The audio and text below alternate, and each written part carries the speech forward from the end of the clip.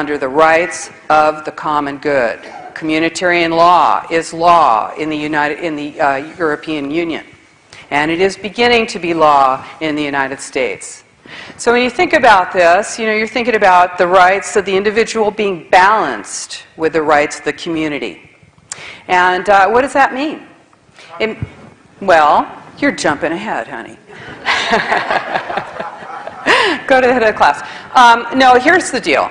When you look at the way this works, the individual's rights versus the rights of the community. Now, under communitarianism, the individual's rights are like a feather, and the rights of the community are like a brick.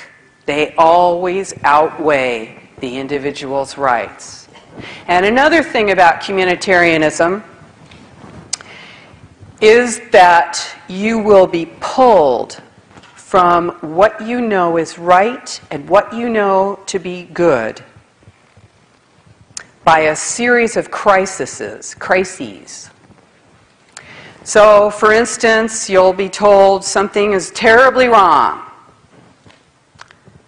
like maybe the planet is dying, or something like that.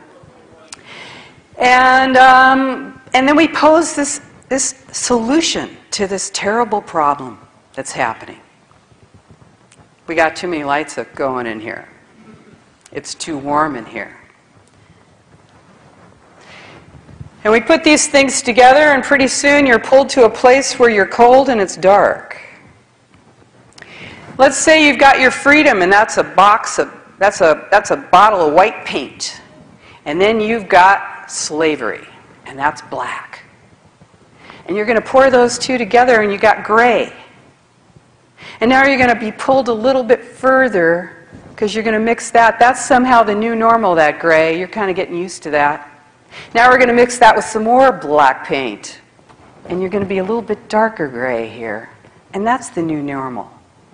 And pretty soon, when you pour them together, what do you have? You're looking pretty black there, aren't you? It's getting pretty dark. This is how it works. It's slow. It's incremental. And it comes constantly. This is the way it works. It's balance. It's called the third way. Balance is a jargon word, and as I said, this is the biggest public relations scam in the history of the world. And I'm not just saying that, because all of the terms that you will see must have been designed by some real expensive public relations firm, because they sure sound good, don't they? Walkable, bikeable, progressive, green, sustainable, visioning, right? All this stuff that sounds so good. So, you've got a third way. That's what happens. You get pulled and pulled and pulled, and then suddenly you've got the new normal. That is the third way. That is a balance of something you thought you would never give up. Your rights of life, liberty, and the pursuit of happiness. Somehow that gets balanced with slavery, and it becomes the new normal. This is the third way. So I'm going to use what I like to do, which is a journalistic framework: who, what, why, when, where, how, and I forget if there's something else in there. There might be. Anyway, but why is climate change. That's the why. Oh, no, it's not climate change. It's global warming. Global warming, climate change, global warming. It's something like that, but I'll tell you, it's serious. It's bad. We are destroying the planet. The oceans are rising. The animals are dying.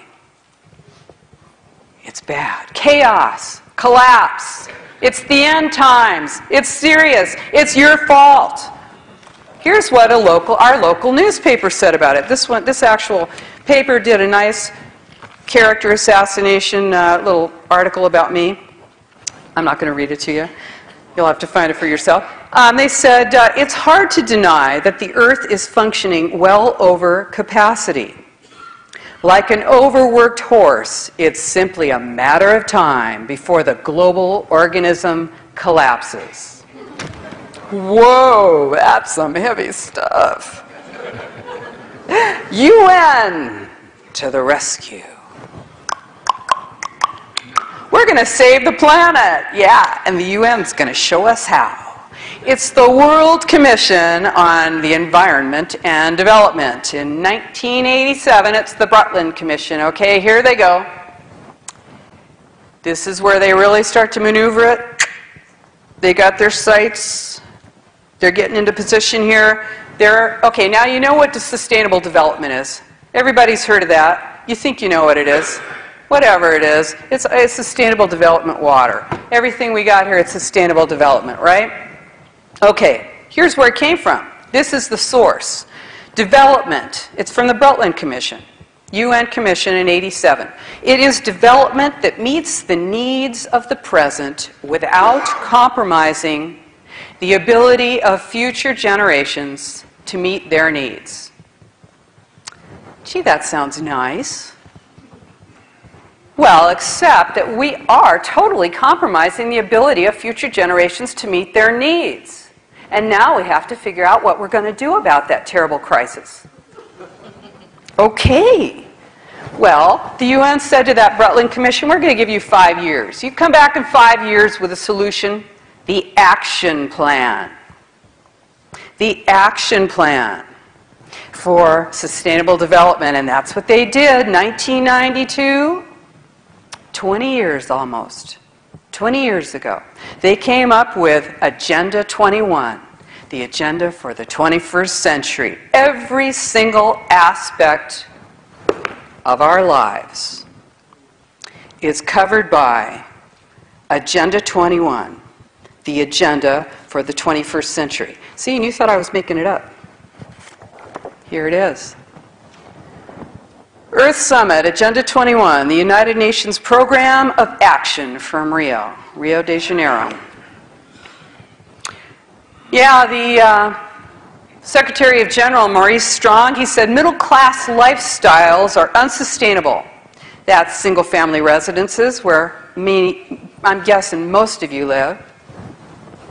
Private vehicles, appliances, air conditioning, meat eating, that's a threat to the planet. You are a threat to the planet. You individual you. You and your house. If you're sitting on more than about 6,000 square feet of land and you got a house, you are an endangered species. Somebody better be protecting you. That's right. You're a threat to the planet. Dams, oh boy, that's serious. You don't want to be collecting water. Somebody might use it.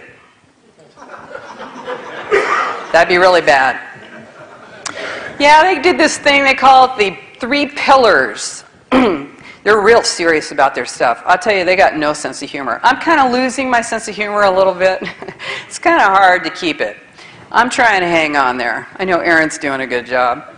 But these guys, they never had one to begin with. They're totally serious about this stuff. And you know, that reminds me of something. You know, when Hitler came to power, he didn't have much of a sense of humor, old Adolf. And if you told a joke about the Fuhrer, you found yourself taken away right quick. No sense of humor. So, gee, I wonder how that ties in. I don't know. Okay, so there's 3 pillars here. There's economy, ecology, and equity, social equity. Those are the 3 pillars of Agenda 21. And in my book, which you're certainly going to be getting, which I like to say is a gift to you, because it cost me about what I'm selling it for, and I want you to have it. It's a really good book. And the information in it is great. You can't probably see this, but it's 3 interlocking circles, and this is sort of the visual of Agenda 21, right? It's ecology, economy, and equity in sort of a Venn diagram, sort of a chunk of the Olympic symbol, sort of tied together. And where they meet in the center, that's where everything's in balance, and it's all groovy. That's sustainable development. Sustainable. It's all sustainable when everything's in balance. Social equity. What the heck does that mean? Social equity, that means nobody has more than anybody else. That's what that means. You selfish individual, you. Okay, so Agenda 21 covers every single aspect of your life. You see it, it's 300 pages. They got your whole life there in 300 pages and 40 chapters. That's all it took. They're covering economics, housing, transportation, land use, health, education, water, energy, food production, and population control. Yeah, I know, that's the little genie in the bottle. You know, the Chinese, by the way, this is all over the world. What am I saying? It's all over the world. The Chinese have an Agenda 21 too. And they're working on a vaccine.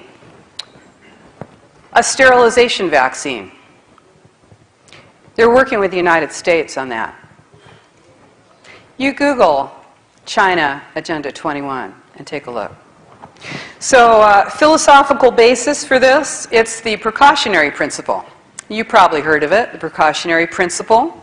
It says that, and this is real important, because think about this for a sec.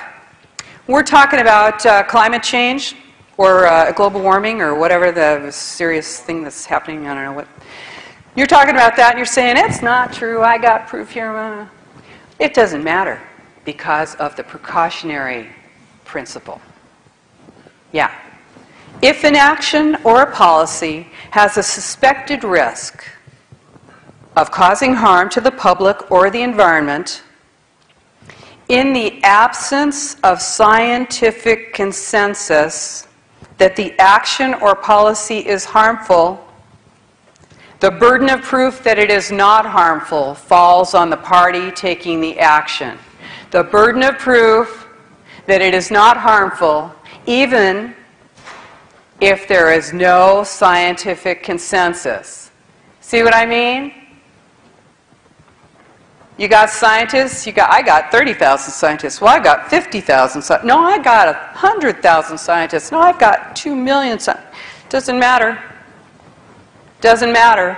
This is precautionary principle number 15 of Agenda 21. In the absence of scientific consensus. You got to prove a negative. You are guilty until proven innocent under Agenda 21.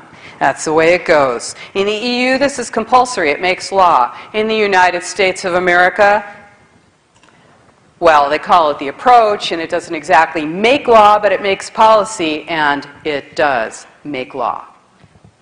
This is, as I said, a global plan. It is global, and it's implemented locally, funded a lot of times by your tax dollars. In 1992 in Rio de Janeiro, it was signed on to by George H.W. Bush, along with 178 other heads of state of other nations. It is soft law, did not have to be ratified, and was not by your Senate. You never heard of it. The following year, after Clinton took office, he created the President's Council on Sustainable Development, which was made up of cabinet-level secretaries, about a dozen of them, including education, transportation, energy. I always forget who was in there. A lot of them, all the important ones. Agriculture, defense. Yeah, this is pretty serious. What did they do? The President's Council on Sustainable Development, besides having high government officials on it, also had some captains of industry, mainly the energy people and the chemical people. Ken Lay was on that. This is back before he disappeared. Do you guys really think Ken Lay's dead? I don't. So, no, I don't. I think he's running one. So anyway, I don't think he's dead. But anyway, since we're filming it, there you go, why not? So, hi folks. Okay, so the President's Council on Sustainable Development, what did they do? They said, hey, and okay, well, let me get to it. Okay, what's the point of having this thing? Because I told you, Agenda 21 is an action plan. Action.